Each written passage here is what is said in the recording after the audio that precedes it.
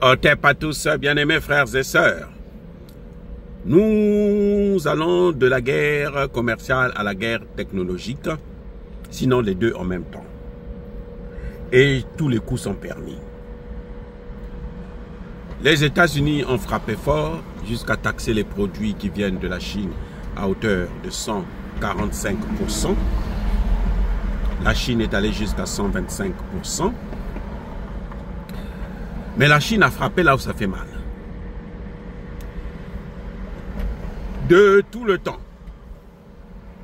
En tout cas, depuis l'existence même de cette haute technologie qu'on appelle l'informatique, Intel est l'un des plus grands dans ce domaine.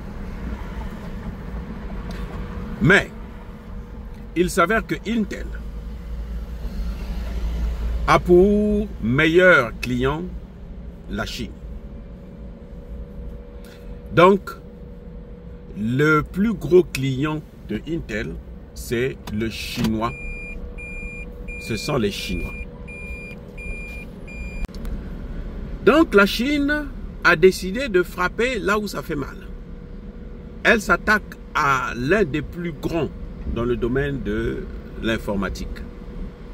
Vous savez que pratiquement tous les ordinateurs du monde sont équipés des puces, comment on appelle ça, des cartes mères de Intel. Et la Chine étant le premier client, la Chine a frappé là-dedans. Droit dans le mille. Elle a interdit aux compagnies chinoises de exporter encore cette technologie de Intel, ces cartes mères de Intel, et ça cause une perte de près de 28 milliards de dollars par an. Oui, pour Intel. 28 milliards de dollars par an. C'est une très grosse somme qui peut faire tomber la compagnie. Ça, je dis bien peut faire tomber la compagnie. Voilà là où on en est maintenant. Les Chinois disent que pour des raisons de sécurité nationale, et ne peuvent plus utiliser dans les entreprises publiques notamment les ordinateurs qui sont équipés des puces de Intel. Parce que les Américains peuvent avoir ces informations et les Américains peuvent utiliser ces informations. Donc voilà ce qui est en train de se passer actuellement. Et ça, c'est grave. C'est-à-dire que la Chine est un client, un gros client pour les États-Unis. Et les États-Unis n'aimeraient pas perdre ce client parce que ce ne serait pas évident de remplacer un autre pays qui va consommer comme les Chinois consomment les produits américains.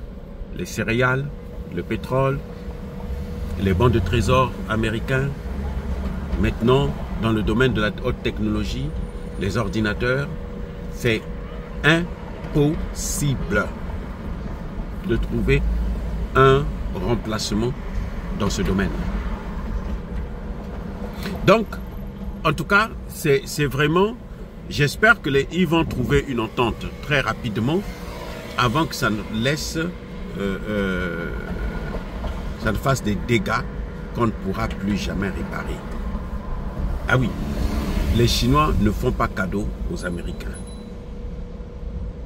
Les Américains aussi ne font pas cadeau.